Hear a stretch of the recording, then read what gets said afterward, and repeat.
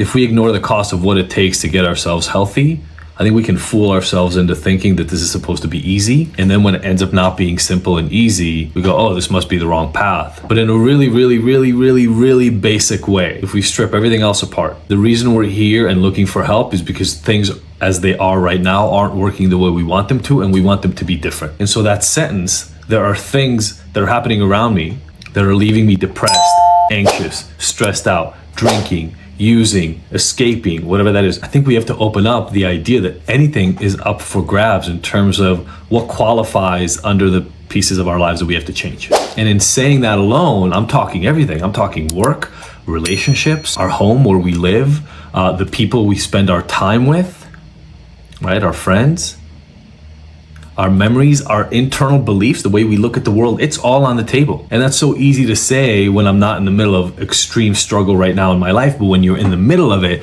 it feels like that's your reality. You know what I'm saying? It's like, it feels like there's no way to escape it. This is what I have. How many people know what I'm talking about? And so part of what I want to just put out is there's gonna be a price for change. If there wasn't a price for change, we'd all do it. We'd do it in 5 seconds. It'd be easy. You wake up in the morning and go, oh, I need to change these 15 things. Let me just go about doing it. But the price, I mean, it could be huge sometimes, right? It could be our own sense of self. How do we see ourselves? How do we talk to ourselves? Relationships that we've dragged along for years and we need to let go of, or on the flip side, relationships we've neglected for years and now we've got to go back and atone or forgive, rediscover. I was just talking to one of our users last night or yesterday, earlier, who's, 10 years into a career, and she realized, oh shit, I hate what I do. Because if you're on a path that you hate, it's gonna keep getting worse. It's not gonna get better. There's nothing I can do to help you stop drinking or drink less if you hate the path you're on. Because you're gonna wake up every single morning hating the path you're on, and then what are you gonna do? Just exert self-control, just kind of like muscle your way through not doing something that is gonna harm you long-term? That's gonna be hell, that's gonna suck. So the price could be a really difficult conversation with your boss, a really difficult conversation with your parents, with your husband, with your wife saying, hey, I gotta quit this job. I'm not saying I'm leaving tomorrow, but I gotta quit this job. I can't. If I stay at this job long-term, our life is gonna suck. That's not an easy conversation to have. Or what if you realize that the relationship you're in is in deep shit? I'm not saying it's not fixable, but some of you on this call know, and you've been with me through some of this work, it's gonna require some work. You're gonna have to wake up every morning and recommit yourself to making the relationship better. I can go through an endless number of examples, but here's the message that I wanna make sure is clear as we have. Anything worthwhile in your life ever is gonna require a price. Anything. I've got an 11-year-old kid right now. He's really athletic, and his whole life, the one thing he's had a hard time doing is actually committing to doing the work on something.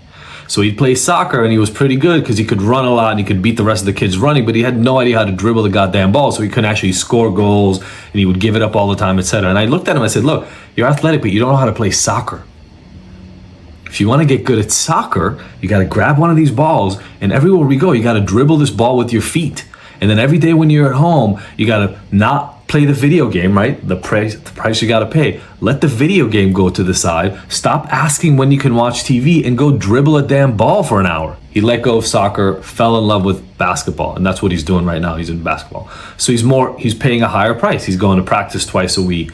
We just went to a game. He had his first tournament for the first time ever. And I know I'm talking about sports for an 11-year-old, but I promise this is going to connect. We go to the tournament. They've been practicing for like 2 months. He felt really good about his team. His skills have doubled or tripled. We'll see how much that says here in a minute. But they go to the games. They played 2 games in one day and they got demolished. They didn't lose. They got destroyed. Like 63-10 destroyed. Annihilated. It was like they weren't playing. It was almost like they could just randomly throw the ball up, and then if they scored, it was luck, and the other team just rolled over them. And as we were driving back home, I said to him, hey, you know what? This is the moment. This is that moment right now. Parts of you are going, oh my God, this was horrible. I don't want to play this sport again. This was hell. And a lot of people quit right now. Right now, a lot of people quit. They say, nope, I don't want to be beat that bad ever again in my life at anything. I'm going to stop. And it's easy.